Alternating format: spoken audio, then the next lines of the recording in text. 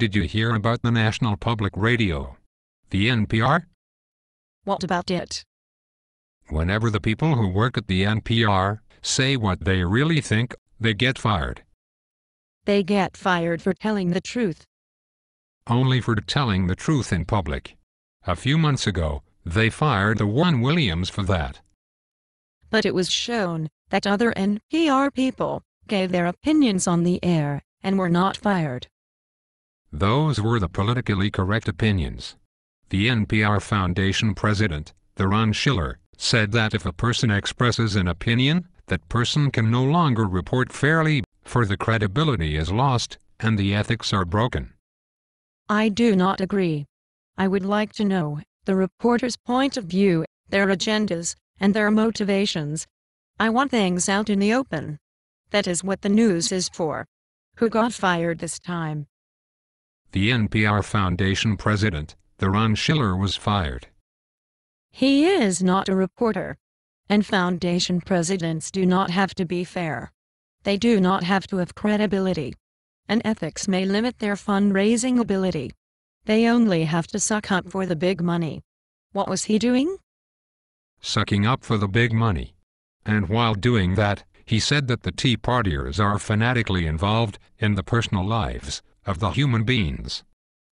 It is our moron central planners in Washington who are fanatically involved in the personal lives of the human beings, telling them what light bulbs to use, what to eat, what kind of toilet commodes to shit in, and the like. That is the politically correct, fanatical involvement. The liberal progressive snobs believe that the human beings must be controlled by the liberal progressive snobs. Perhaps the NPR is fanatically involved in controlling the people who work there and what they say and think. Perhaps they want the same for their listeners too. The news media should not be subsidized, or it may become government-approved political propaganda. The Ron Schiller also said the Tea Partiers are the strange, fundamental evangelicals, the scary, white middle American gun-toters, the uneducated, xenophobic, seriously racist racists. In other words, he said that they are bitter, they cling to guns and religion, and have the antipathy to the people who are not like them. Yes. That is what the Obama said. Did the NPR fire the Obama too? The Obama does not work for the NPR, so he may freely insult the human beings. Did the Ron Schiller say anything about the Tea Partiers trying to stop the debt crisis and keep the Washington lunatics from destroying the economy? No.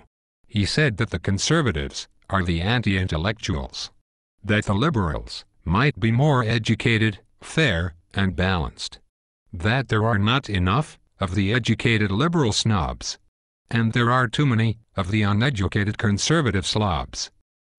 If he were not a liberal, he would sound like a bigot. He also said that the universities are by definition liberal because they have the intellectual pursuit of the knowledge, that this is traditionally funded by the Democrats and not by Republicans. The universities are liberal because the liberal professors greatly outnumber the conservative professors. But how do these noble Democrats fund the intellectual pursuit of the knowledge? By reaching into the pockets of the conservative slobs, who outnumber them outside the universities. How did the Ron Schiller know all these things about the Tea Partier slobs? Through the intellectual pursuit of the knowledge. Perhaps he heard it in the hallways of the NPR, or some other source of the revealed truth, like the Democrat National Committee, or the White House. The Ron Schiller certainly was dismissive of the beliefs of the Tea Partiers. He was dismissive of his own beliefs too. He said that he did not believe what he said himself. Skilled in sucking up for the big bucks, saying one thing to your face, bad-mouthing you behind your back while reaching into your pockets. Does not believe what he says himself. This sounds like the United States Congress. Did the NPR fire the Congress? No, they suck up to them for the big money. The Ron Schiller said that the NPR did not need the taxpayer money. But if that money was stopped, some stations would close. Then this must mean that those stations are not wanted, even by the liberal listeners. Yes. And in Washington, insulting the Tea Partiers is politically correct. Why then did the Ron Schiller get fired? It is not politically correct to badmouth the unsuspecting suckers until after their pockets are picked. And at the NPR, you must only insult the unsuspecting suckers behind their backs. The NPR board of directors also fired the NPR CEO. Why did they fire her? They said it was because she brought the vision and energy to the NPR, and they had great respect for her leadership. These do not sound like the best reasons to fire her. It sounds like the board of directors are the two-faced weasels who say one thing and do another. Perhaps there might be another reason. Well, the way to get fired at the NPR is to say what you think. Maybe she told the board what she really thinks. Maybe they should get a new board. At least we know what the Schillers think. But it is good that this is out in the open now. This is what the news is for. And the Tea Partier slobs may no longer have to pay the NPR. And the people who work at the NPR may then earn their way like everyone else. And the liberal listeners of the NPR may experience the joy of paying for what they want to hear by themselves, without subsidies from the Tea Partiers. I suddenly feel strange. What strangeness is this? I feel the need for greed. What kind of greed?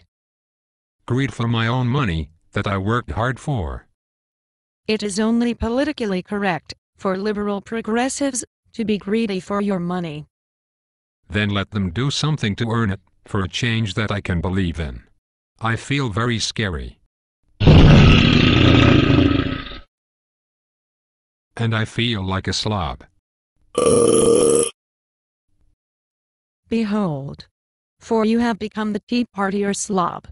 You strike fear and disgust into the hearts of the liberal progressives, two-faced politicians, subsidy-sucking sycophants, freeloading losers, the ultra-crepidarian progressive political pundits, and the board of the NPR.